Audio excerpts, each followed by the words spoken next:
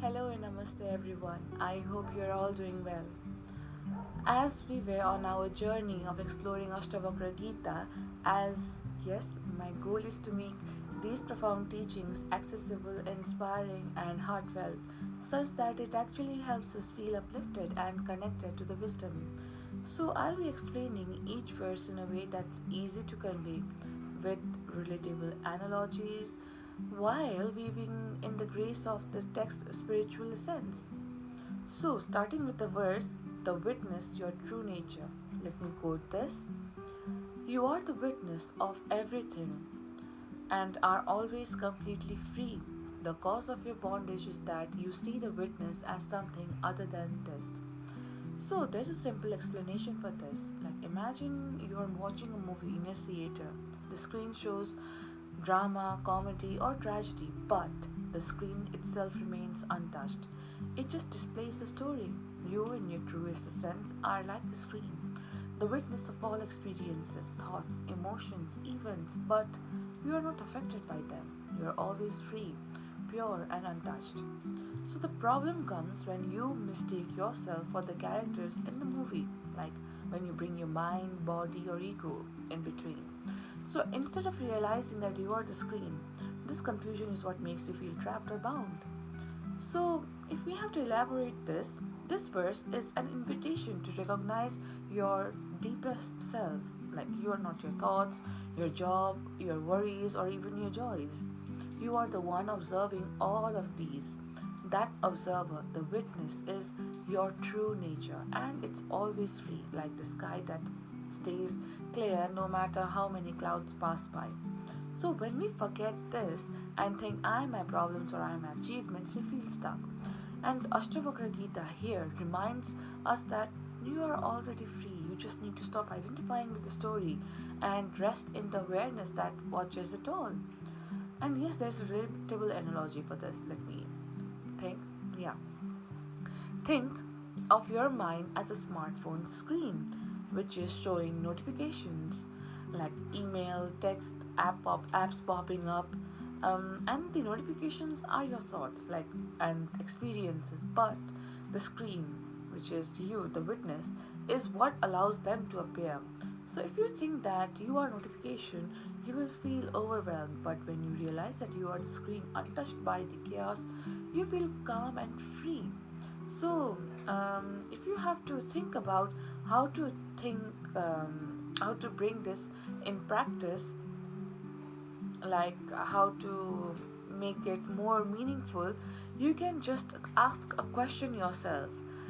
Okay, this is the question. Like, have you ever noticed that there is a part of you that quietly watches your thoughts or feelings without getting caught up in them?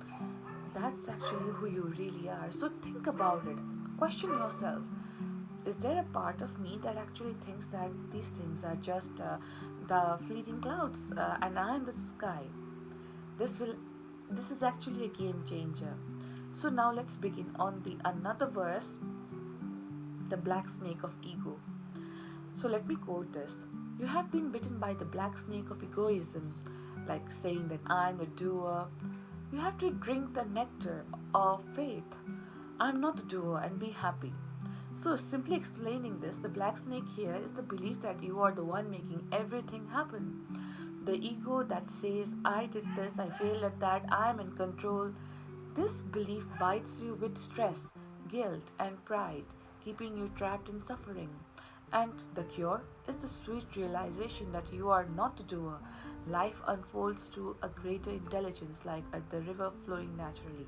So, when you trust this and let go of the I am in charge mindset, you feel light and joyful. So, if you have to think about it, we often carry the heavy burden of thinking that we are responsible for everything, our successes, our mistakes, our future. This is the ego's trick, making us feel that we are separate from the flow of life. But think about it. Do you make your heart beat? Do you control the seasons? Actually, there's a larger wisdom at work. You're just a part of it, not the one running the show. When you embrace, I am not a doer, this is like putting down the heavy backpack you have been carrying for no reason. Faith in this truth is that the nectar that heals the ego's bite and brings happiness.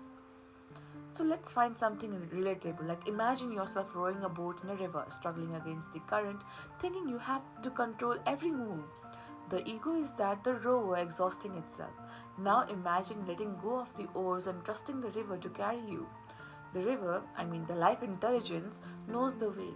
Letting you go doesn't mean that you stop acting, it means that you act with ease, trusting the flow. That's the nectar of faith.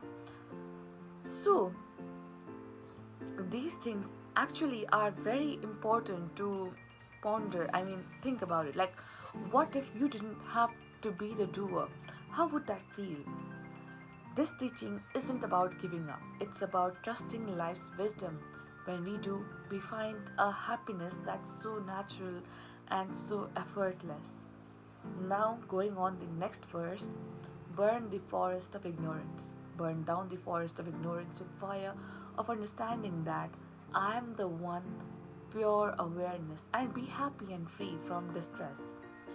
Ignorance is like the dense forest of the wrong beliefs, thinking that you are just body, you are your body, mind, or problems. This forest keeps you lost and stressed. It stresses you. The fire of understanding is that clear realization that you are pure awareness, the light that illuminates everything but isn't touched by it. And when you embrace this truth, the forest of confusion burns away and you are left with peace and freedom. Ignorance isn't about lacking knowledge in the worldly sense, it's about forgetting who you are.